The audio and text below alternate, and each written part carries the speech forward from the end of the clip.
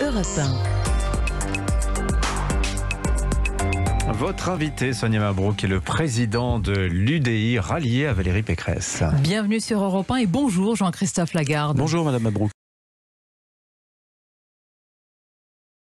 On parle de la campagne présidentielle, votre soutien à la candidate Valérie Pécresse. Est-ce que vous vous considérez aujourd'hui comme un allié qui va participer activement à la campagne de cette candidate ?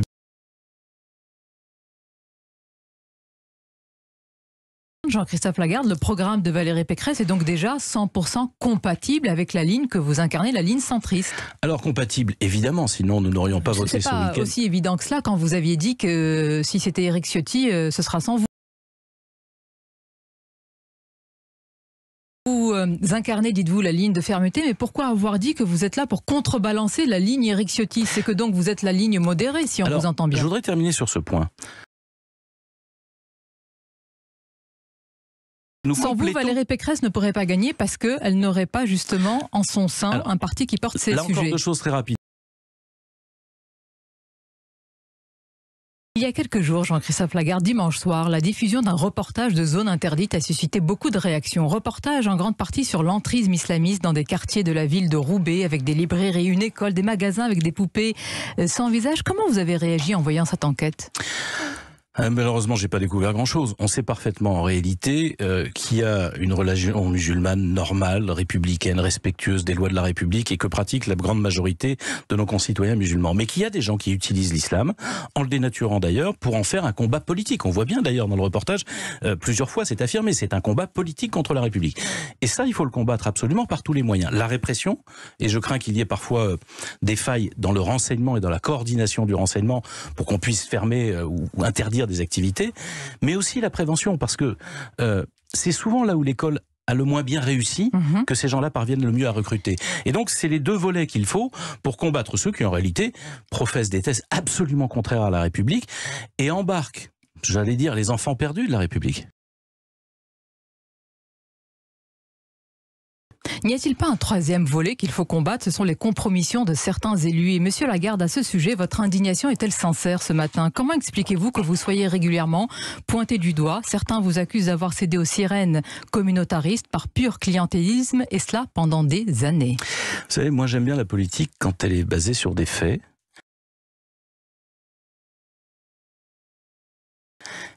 Et j'en ai marre des rumeurs, des accusations mensongères, diffamatoires, toutes ces foutaises que j'ai lues sous la plume des uns et des autres et qui font le lit d'ailleurs de l'extrême droite comme de l'extrême gauche qui me lynchent régulièrement. C'est assez simple, il suffit de regarder les faits. Et moi ce que je voudrais, c'est que ma circonscription, ma ville de Drancy, elle est ouverte. Que des journalistes viennent regarder ce qui s'y passe. Allons-y, j'ai essayé de le faire. Est-ce que vous affirmez ce matin que vous n'avez jamais fermé les yeux sur certaines pratiques, que vous n'avez jamais financé, Monsieur Lagarde, avec votre réserve parlementaire, sans grand discernement, des associations qui se sont révélées être des coquilles vides? Alors je l'affirme d'abord parce que quand je l'ai fait, c'était des subventions qui la plupart du temps étaient subventionnées par l'État, par d'autres villes. Donc, ça n'empêche pas à l'élu que vous êtes de regarder et de flécher cet argent. Il y a une association, je peux la citer, parce que vous voulez que le travail de journaliste soit fait, GELA, pour gestion de la langue arabe, qui a reçu 50 000 €, mais n'a jamais donné un seul cours d'arabe. Où est parti l'argent? D'abord, je ne crois pas qu'elle ait donné. D'abord, je ne crois pas qu'elle ait donné un seul, qu'elle ait eu 50 000 €, mais peu importe. Mais la réserve parlementaire, c'était en fonction d'associations qui existaient pour les parlementaires, le droit de dire je souhaiterais qu'on aide telle ou telle association. C'est l'État qui donnait l'argent, c'est lui qui est en charge de contrôler. Les parlementaires n'en ont pas les moyens. Je ne vais pas revenir là-dessus. Moi, ce que j'aimerais, c'est qu'on vienne, simplement, quand on dit que ce sont des quartiers islamisés, etc., qu'on vienne regarder l'action. Parce que, vous savez, Madame Mabrouk, il y a 10 ans, personne ne savait qui était Monsieur Sifreoui, celui qui a été mis en cause dans l'assassinat de Samuel Paty. Le seul homme politique, et le premier homme politique auquel il s'en est pris, c'est moi, chez moi. Monsieur Chalgoumi est l'imam le plus menacé de France par les islamistes, par les terroristes. D'où vient-il? De la mosquée de Drancy que nous avons fait ensemble pour pouvoir sortir l'islam des caves. Le mémorial de la Shoah à Drancy, c'est moi qui l'ai porté. Monsieur Lagarde, donc vous dites ce matin que vous n'avez jamais bénéficié de soutien de personnes dans la mouvance islamiste ou de la voyoucratie, vous n'avez jamais eu affaire à ce milieu. Madame Mabrouk, comment est-ce que je peux chercher les voix de ces gens-là, accessoirement si les gens réfléchissaient, ils ne votent pas, mais enfin peu importe, en défendant M. Chalgoumi, qu'il déteste et qu'il veut le tuer. Le double jeu, M. Lagarde, ça peut exister, malheureusement. La duplicité, c'est ce qu'on appelle la compromission. Ça veut dire que ces gens-là sont des cons. Je pense que ce sont des ennemis de la République, mais ce ne sont pas des cons. Et quand je me bats pour... Là encore, c'est pas sur les rumeurs. Le double jeu, c'est une rumeur, c'est une accusation débile, pardon de le dire. À l'inverse... il faut aller regarder les faits. Ce qu'on fait pour se battre sur le terrain, parce que il y a beaucoup de gens qui donnent des leçons depuis les beaux quartiers. Moi, je me bats pour la République depuis maintenant des années. Je me suis engagé à l'âge de 18 ans pour faire en sorte que nous parvenions à vivre ensemble. Et vivre ensemble, ça ne veut pas dire être faible. Ça veut dire obligé à vivre ensemble. Vous ne saviez donc pas, il y a quelques années, que la mairie de Bobigny, dirigée par l'un de vos fidèles bras droits, recrutait la femme d'un membre du gang des barbares qui avait enlevé et assassiné Ilan Halimi. Vous ne la connaissiez pas, cette femme ? Je l'avais rencontrée 2 fois, je m'en suis déjà expliqué, sauf que personne ne savait quelle était sa compagne. Je crois d'ailleurs que son conjoint était en prison à l'époque. Comme j'ai reçu des tas de gens. Pourquoi elle a été maintenue? Une fois qu'on savait qui elle était en 2014, pourquoi cette femme a été maintenue à la mairie, comme l'explique dans son livre Enquête la journaliste Ève Cheftel, le maire et les barbares? Madame Mabrouk, moi ce que j'aimerais, c'est qu'on fasse en sorte de me demander de rendre des comptes sur ma gestion, pas sur la gestion des autres. Et pardon de vous dire, Monsieur Lagarde, je ne suis vous pas êtes sûr. député, vous êtes chef de parti, vous trouvez normal qu'il a fallu attendre 7 ans pour que la loi soit enfin respectée dans votre circonscription?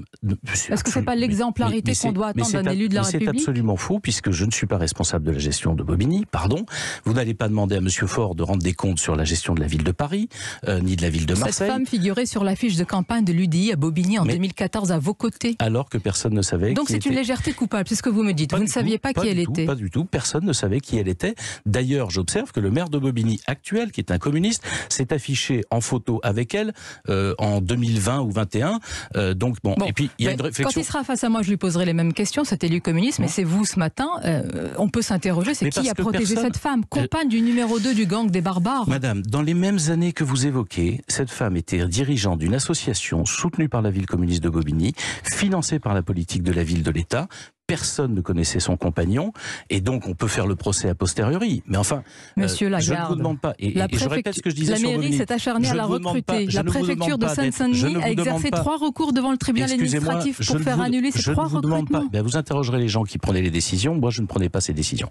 Deuxièmement, je ne vous demande pas de rendre des comptes sur ce que disent les autres journalistes sur l'antenne, vous me permettez de répondre de mes actes. Mais je ne suis pas élu, Monsieur Lagarde. Je n'ai pas promis d'exemplarité à mes citoyens. Et pas de ceux des autres, c'est ce que je vous réponds. Ce sont vos bras droits et vos plus proches. D'abord, ce ne sont pas mes bras droits, ils étaient élus. Monsieur Christophe Bartholmé, ils ont géré une ville, ils ont perdu cette ville, ils ont commis des erreurs, mais pas celles que vous décrivez. Est-ce qu'on saura un jour la réalité de ce système? Y a-t-il un système de protection, de compromission? Il n'y a pas de système. D'ailleurs, s'il y avait un système, mais bon, ça serait trop long de le démontrer ici, s'il y avait un système, sans doute il n'aurait pas perdu la ville. On peut y réfléchir. Vous allez répondre devant... C'est assez ridicule, au fond, et j'ai poursuivi tout ça parce que ce sont des diffamations. Vous avez gagné pendant de longues années. C'est ce qu'on vous reproche, c'est justement d'avoir mis en place ce système pendant de longues années. La ville de Bobigny, elle a été gérée par les communistes pendant 99 ans, elle l'est à nouveau, et elle a eu une interruption de 6 ans. Tout est la faute des communistes. Et en réalité... Ah ben excusez-moi, ce sont eux qui font l'objet de ces accusations de compromission. C'est pas moi, mais eux qui finançaient en l'occurrence l'association en question. Mais comme je pense que personne ne comprend rien à notre conversation, tout simplement parce que les gens ne connaissent pas le terrain, j'invite à nouveau les journalistes à venir. C'est assez simple. Soyons pas en contradiction. Vous me dites venez et enquêtez. J'ai essayé de le faire modestement, donc j'essaie de vous poser les questions. Je demande, Madame Mabrouk, à des journalistes de terrain de venir regarder les choses objectivement dans la ville que je gère, la ville de Drancy, puisque l'accusation grosso modo c'est de pactiser avec ces gens-là. Or, pour pactiser avec ces gens-là, il faudrait pouvoir le constater. La ville de Bobigny, je ne la gérais pas, et très franchement, je demande à regarder qui finançait quoi. Est-elle dans votre circonscription? Il Oui, bien sûr. Est-ce qu'il y a 3 villes dans ma circonscription et je suis censé diriger les 3 villes? C'est ça ce que ça veut dire, un député? En tant qu'élu, vous n'êtes pas censé savoir ce qui se passe dans l'une des villes de votre circonscription? Tout savoir, non. Pour le compte, et tout diriger, non, évidemment, vous n'allez pas demander aux députés de la République, on a fait une loi sur le cumul des mandats pour faire en sorte qu'on puisse plus gérer de ville. Vous n'allez pas me demander, si à la limite je siège au conseil municipal de Drancy, vous me demandiez des comptes sur la gestion de Drancy, je veux bien, n'allez pas me le demander sur ce qui se passe dans les autres villes. J'ai vu que dans le reportage que vous évoquiez, le maire de Roubaix est en cause, c'est un grand ami de M. Darmanin, vous lui demandez des comptes sur la gestion de la ville de Roubaix? En tout cas, vous vous êtes expliqué ce matin, on verra ce que la justice, qui est saisie sur ces affaires aussi, pour que je, va dire. Mais il y a le temps de la justice et le temps de la politique. C'est bien le problème, c'est que j'attends le temps de la justice avec la plus grande impatience pour que ces gens-là soient condamnés pour leur diffamation et les foutaises qu'ils ont racontées et écrites. La justice le dira d'un côté ou de l'autre. Merci Monsieur Lagarde d'avoir répondu ce matin à nos questions. Bonne journée à vous. Merci Jean-Christophe.